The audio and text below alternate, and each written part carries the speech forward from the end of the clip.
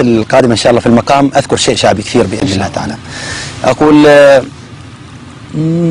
وصلى وصلى وصلى مقام أهل النبي محد، وصلى وصلى وعليهم فاز كل من سلم، وصلى وصلى وصلى وصلى ومهما صام شانيهم، وصلى شفاعة ما لعد خيرين، شفاعة ما لعد خير البرية.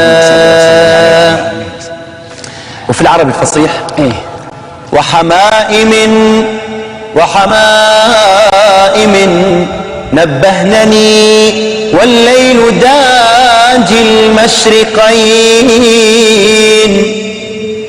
شبهتهن وقد بكين وما ذرفن دموع عين،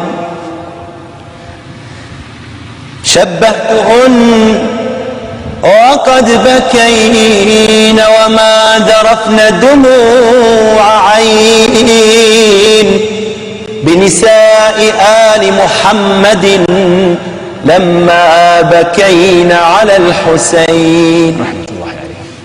وقال القصيدة محمد إقبال، أقول إقبال قصيدته في فاطمة الزهراء من أروع ما يمكن، من 20 بيت تقريبا. أي نعم، لكن طويلة. باقي لنا دقيقة، نريد بسرعة نسمعهم عن فاطمة الزهراء لكي تكون قدوة للبنات بدل الفوضى اللي صايرة في الساحات الفضائية. يقول محمد إقبال في قصيدته: المجد يشرق من 3 مطالع في مهد فاطمة فما أعلاها،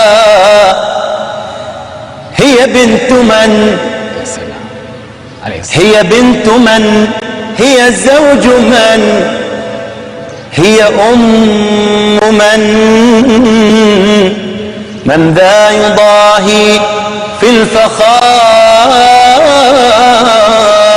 أباها، هي ومضة من نور عين المصطفى، هذه الشعوب إذا تريد هداها، لولا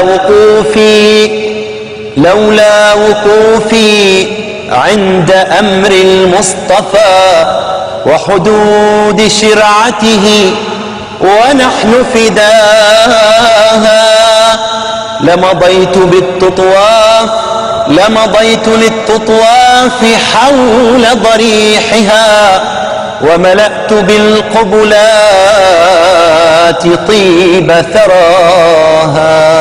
اللهم صل على محمد وعلى آل محمد.